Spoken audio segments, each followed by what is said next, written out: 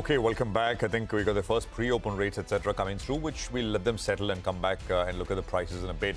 But let me welcome in Neelkanth Mishra, Chief Economist at Axis Bank and Head of Global Research at Axis Capital, who's now with us. Neelkanth, of course, is the number one voice that people sort of look to after the budget, and he's with us. So we're very pleased. Neelkanth, good morning. Great to have you with us here. Thank you very much. There's so much to discuss. Let's keep it sharp and pointed.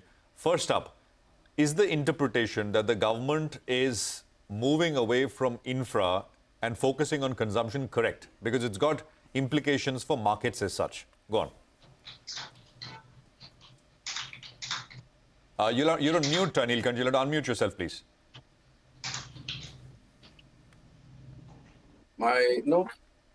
Yes, we can hear you. We can. Okay, sorry about that. So I disagree with that because the limitations on how much the government can do on capex was clear even last year. Remember that out of the 11.1 lakh crores, 9 lakh crores was stuff that the government could control. There was 2.1 lakh crores that they had no control over. So we are hitting the limits on what the government can directly do in terms of capex, and therefore the guidance from the government was that we will maintain capex as a percentage of GDP year onwards, that the scope for us to do more is now gone. So now they're experimenting with, for example, this 1 lakh crore that they've decided to spend on urban infrastructure, but through a competition mode, so the states need to compete for it. They have to find such avenues so that capex continues, but there is very little more they can do at the central level. So I don't think this is a stepping away from capex. Absolutely. Neelkanth, in fact, if you could just elaborate on that point, another sort of, statement that's been doing the rounds, or calculation or thought process that's doing the rounds, is that if you add up capex from the states and the capex that will be done via PSUs, and maybe we're still talking about 20% growth, almost 19 to 20% growth, and not the 10%, which is direct capex, which is in line with nominal GDP. So how would you read into this, the form and format that capex will take from here on? No, I think those are also very interesting points, but we need to take a step back here and figure out that if gross fixed capital formation as a percentage of GDP in India is 32%, and the central government spending is about 3.7%, or say 3.5%, 3.4%, how much more can it actually contribute? So this is effectively less than 10% of overall investment to GDP in the country. Investment activity in the country is going to be a lot more dependent on how well the real estate cycle turns, how well the power generation cycle turns. And I think this almost obsession with waiting for the government to spend an extra 40,000 crores, in the larger scheme of things, these are all rounding errors. Remember that the fiscal space for the government was very limited. In fact, in the preview session that we had in your studios, we had discussed this, that, all said and done, there's only about 1 lakh crores, which is less than 0.3% of GDP in FY26, is that the government has discretion on. I think it is unwise to expect the government to be doing everything. And I don't think it needs to be doing everything. If the real estate cycle turns, if the power generation cycle turns, and both seem to be turning, we will not be dependent on the government to drive up, say, the industrial stocks or the earnings for industrial companies. Hi, Neelkanth. Good morning and good to see you. And you're sounding pretty satisfied with regard to what the government has done on the capex spend front. But what about the approach to markets? How would you alter the approach to markets? Given the consumption push, they've maintained capex reasonably. But we also have this threat coming in from Trump's tariffs. So your take on the equity markets from here on, post the recent correction? Absolutely. I was waiting for someone to say that. So the budget is now in history, right? Budget was largely as expected. There was a 1 lakh crore of tax cut for the middle class. But remember that the government is still shrinking its fiscal deficit. And therefore, the aggregate impact or the demand on aggregate impact on aggregate demand is actually still negative. The Trump tariffs, on the other hand, are going to be, they have triggered something which is very substantial. See, normal wars, and especially if they are being fought in other jurisdictions, can actually be accretive to earnings, and sometimes they support stock markets. Here, there are political objectives being met through economic damage. So knowing fully well that this will hurt the US economy, and that if there is retaliatory action, it will hurt many parts of the economy. And on top of that, to potentially escalate it to Europe and other parts, I think all of this creates significant uncertainty for the economic forecast. And that, I think, is terrible for markets. So over and above what is happening with the DXY, over and above the 0.8 to 1.5% seems to be the first cut impact on US GDP because of the decisions announced. The reason why the markets are not reacting even stronger is that everyone expects that this is temporary and will be withdrawn. But this adds a very different layer of uncertainty to economic forecast. All right. And I'm sorry, we'll be sort of jumping here and there, but let me allow me to jump back for 1 minute. So focus on focus away from infra. That's wrong interpretation you said. But is there you would agree there is focus on consumption now, right? That you would agree with, Neelkanth? And this is after some time putting more money in. And it's not just 1 lakh crore. It's not one time, right? It's recurring. And there is a broader, I don't know whether there's messaging or it's kind of, it had to be done. The move itself is one time and whether we'll see more moves, etc. So from stock market point of view, consumption, where will this money go according to you? And is there anything investors can do based off this? Yeah, so that is somewhat easier to quantify. So if you look at the number of people who disclosed income to taxpayers, see if you're earning that much but you're not paying tax anywhere, you're not impacted. So we have to look at the people who pay taxes. So that this eases our job. The biggest impact is for people disclosing earnings between 12 lakhs and 50 lakhs. The number of people affected, because the last data we have is for FY23, was about 58 lakhs. If you extrapolate it to say FY26, maybe about 75 lakh. That's the number of people who will be the biggest beneficiaries of these tax cuts.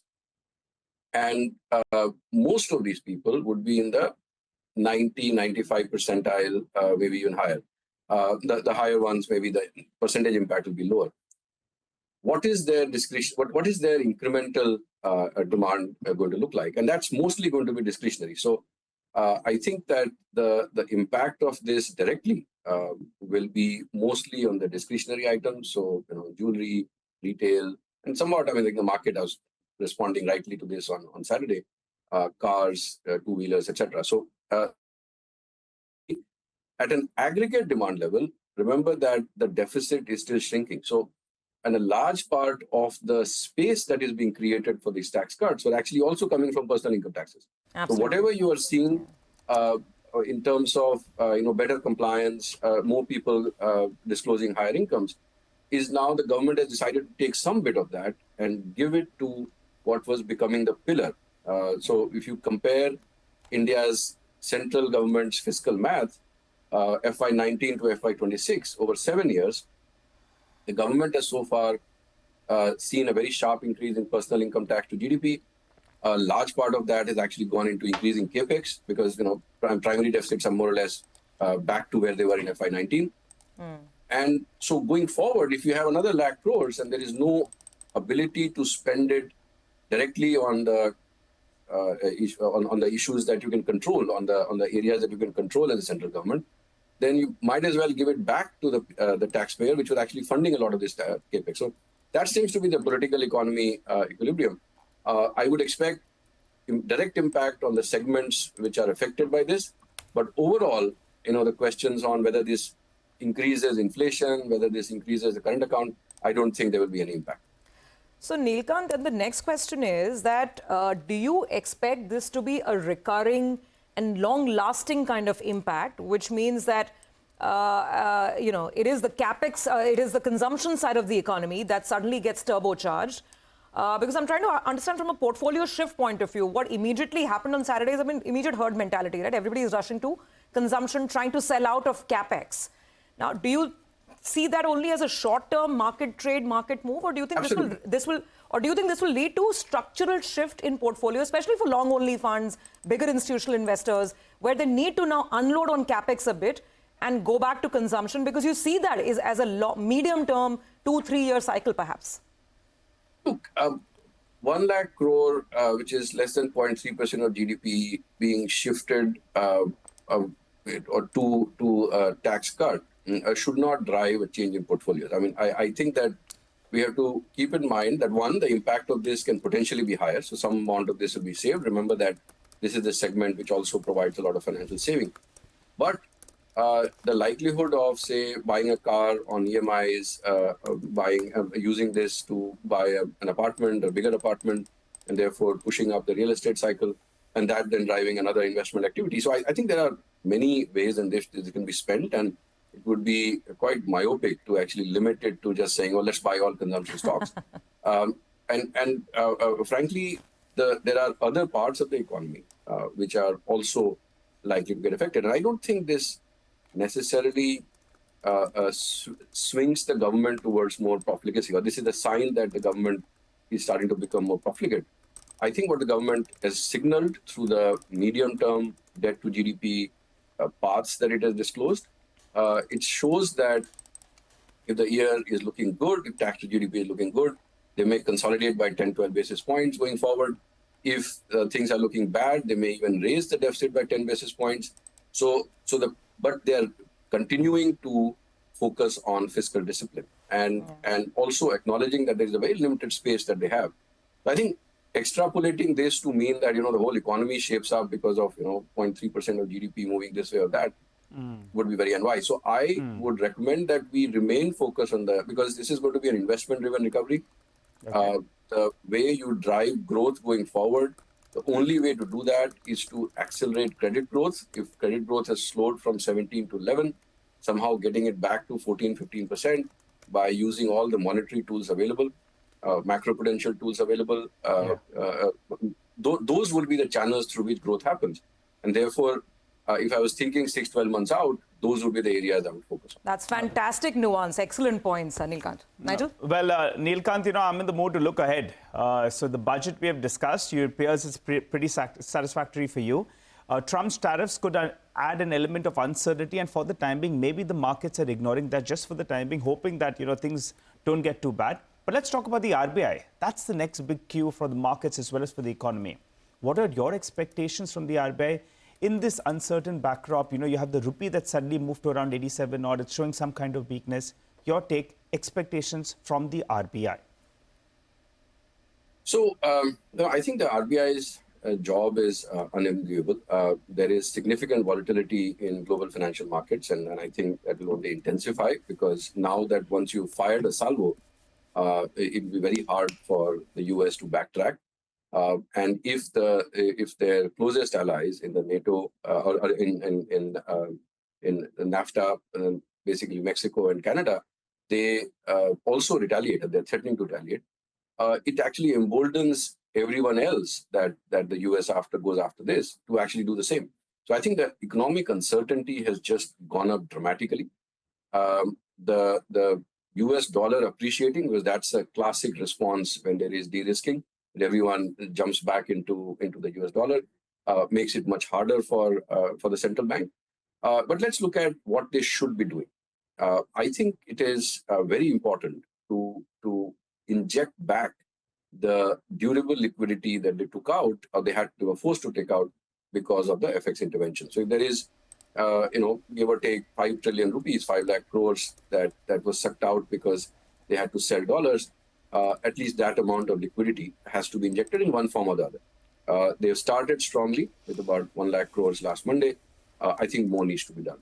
Second, there needs to be maybe some moral suasion, maybe some backing off on, say, the restrictions on the credit deposit ratio, maybe even changing the macroprudential risk weights to target credit towards areas which are relatively safer today. Like real estate. So these are areas where that RBI can and perhaps is likely to act. All right, Neelkanth, lovely conversation, lots of perspective as always. Thank you very much for joining us here on CNBC TV 18.